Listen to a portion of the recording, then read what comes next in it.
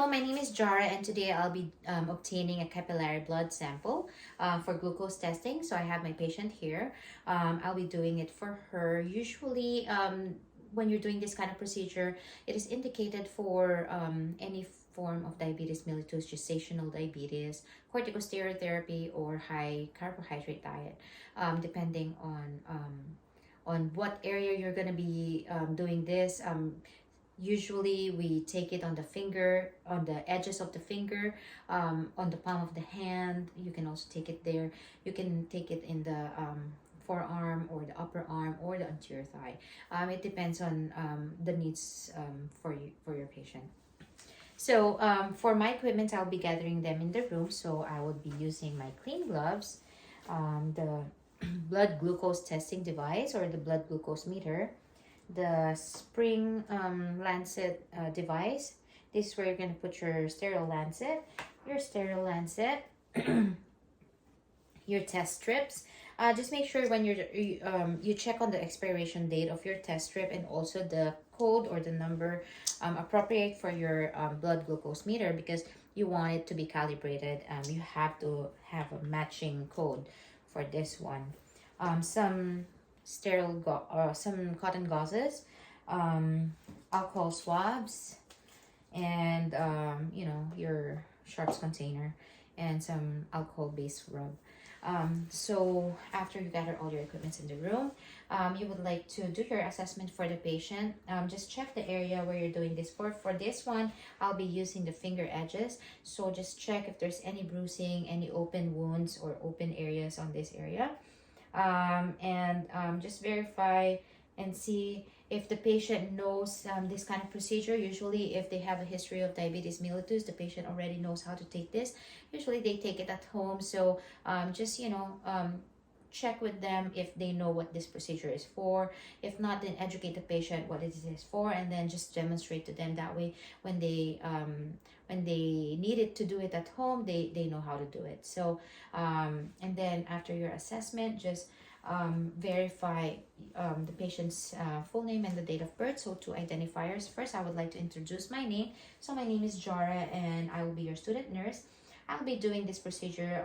I'll be obtaining some blood sample using your capillary, and so that we could test for glucose, okay? And I will just ask for their full name and their date of birth. May I know your full name and your date of birth? Rosario Cuervo, January 4th, 1981. All right. Thank you.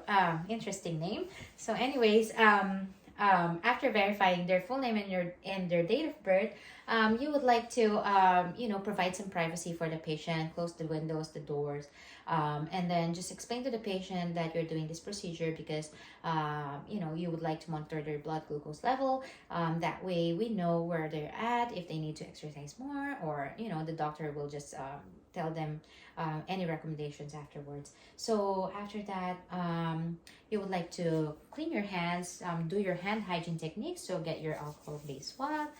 Just make sure you dry your hands after, and then just get your clean gloves.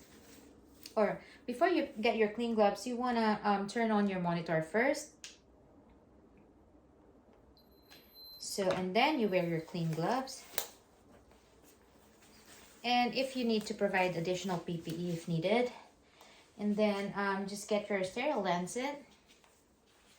And according to manufacturer, just make sure that you follow the instructions there. So for this one, I need to open this spring lancet and place this sterile lancet inside and depress it. You're gonna hear click and take off that the cap of the sterile lancet.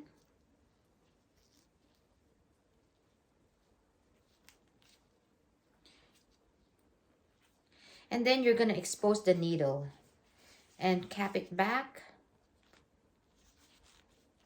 Just make sure you don't touch that area because that is sterile. And just calibrate this according to, the depth of the poke that you want. So usually about 3 or 4.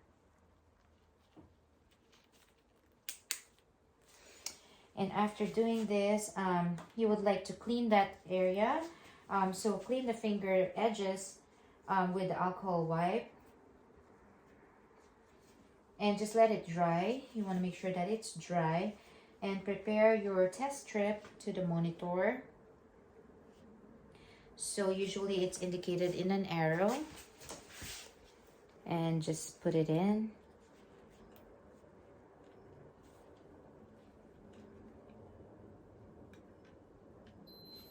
So you're gonna hear a beep, so it's gonna be ready for you.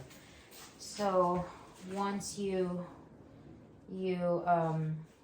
prepare that, so from your finger, you would like to poke the edge of the finger, because you don't want to poke the finger, the fingertip, because it's a very sensitive area. You just want to avoid that one, and just make sure you don't squeeze it, but you gently just stroke it. So just gently poke.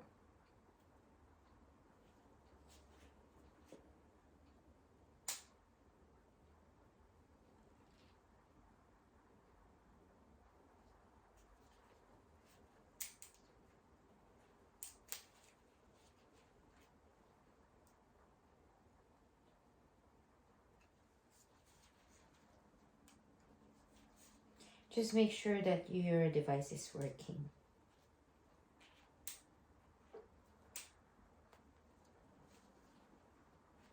Okay.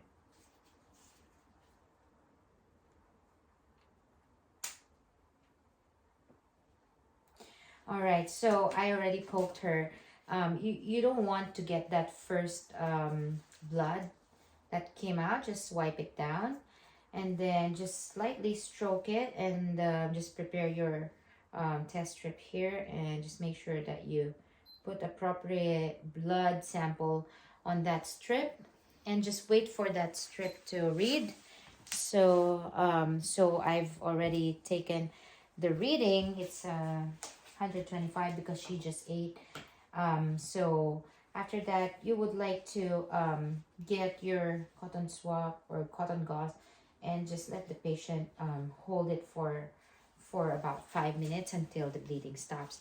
So and after that, you would like to take off your gloves, your dirty gloves, and throw it in the proper receptacle. Perform your hand hygiene technique again,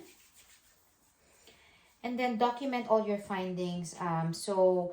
What's the time that you took this, and then what's the reading, and just document all the necessary equipment that you used, and you know, the final result for this. Usually you want to see about 110. For a normal adult, you would like to see 110 and less milligram per deciliter. After eating, after 2 hours, probably it's going to reach 120 milligram per deciliter. So just, you know, just know your appropriate ranges for this one, and also determine if you need to do this more frequently for this patient. Just check on that one as well. So document all your findings and evaluate and then document all your findings. And that would end my procedure for today, and have a good day. Thank you.